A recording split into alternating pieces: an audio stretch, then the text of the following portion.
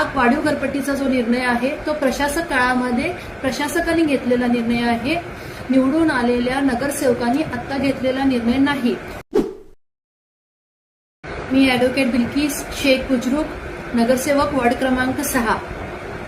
सध्या महापालिका क्षेत्रातील सर्व नागरिकांना वाढीव घरपट्टीची बिले आलेली आहेत। प्रशासनाच्या नुसार ही सुधारित घरपट्टी आहे, पण नागरिकांच्या नुसार ही वाढीव घरपट्टी आहे। तर सर्वप्रथम मी आपल्या सर्वांना हे सांगू इच्छिते की हा वाढीव घरपट्टीचा जो निर्णय आहे तो प्रशासक काळामध्ये प्रशासकांनी घेतलेला निर्णय आहे, निवडून आलेल्या नगरसेवकांनी आता घेतलेला निर्णय नाही। भाडे मूल्यांकन तत्वावर घरपट्टी लागू केलेली आहे आणि त्यानुसार आपल्या प्रॉपर्टीचे मूल्यांकन करून त्यानुसार घरपट्टी लावलेली आहे। आणि प्रशासकाचा याबाबत असं म्हणणं आहे प्रशासनाचा की पुणे, मुंबई, कोल्हापूर या ठिकाणी या पद्धतीने घरपट्टी आकारणी होते। आपल्याच फक्त महापालिकेमध्ये पूर्वी प्रमाणे घरपट्टी आकारणी होत होती, ते दुरुस्त होणे आवश्यक होतं। माझा प्रश्न असा आहे आयुक्त मॅडम आपल्याला आणि महापौर साहेब आपल्याला की पुणे, मुंबई, कोल्हापूर या ठिकाणी जे डेव्हलपमेंट झालेलं आहे तो सांगली मिरज कुपवाडमध्ये डेव्हलपमेंट झालेला आहे का? आज सुद्धा आम्हाला बेसिक जी सुविधा आहेत ते तुम्ही उपलब्ध करून दिलेल्या आहेत का आयुक्त मॅडम? आजही वार्डामध्ये पूर्ण दिवस तरी सोडा 1-2 तास सुद्धा व्यवस्थित पाणी येत नाही।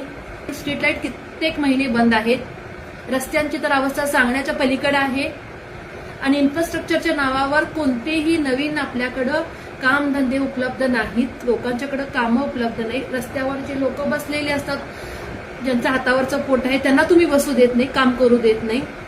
जे रस्त्याच्या कोपऱ्याचे दुकानं आहेत त्यांना अतिक्रमणच्या नावाखाली त्यांना काढलेलं आहे। मग लोकांनी मिळवायचं नाही आणि भरायचं टॅक्स कुठनं? तुम्ही बेसिक सुविधा द्या।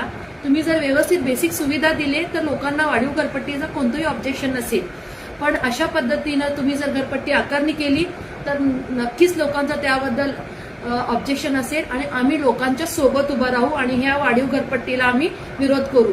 तर माननीय महापौर साहेब, माझी आपल्याला हात जोडून विनंती आहे की या घरपट्टीच्या विरोधात आपल्याला महासभेमध्ये आपल्याला हा निर्णय जो आहे तो पुनर्विचार करण्यासाठी घेता येतो। तुमच्याकडं महापौर साहेब मेजॉरिटी आहे, तर हा निर्णय तुम्ही रद्द करू शकता। तर आपण या निर्णयावर फेरविचार करावा। आणि माझी सर्व नागरिकांना एक विनंती आहे की फॉर्मॅट प्रमाणे आपल्याला जे घरपट्टी वाढीव आलेली आहे त्याबद्दल आपले ऑब्जेक्शन्स आहेत ते त्या फॉर्मामध्ये भरावं आणि 21 दिवसाच्या आत तो फॉर्म महापालिकेत सबमिट करावा।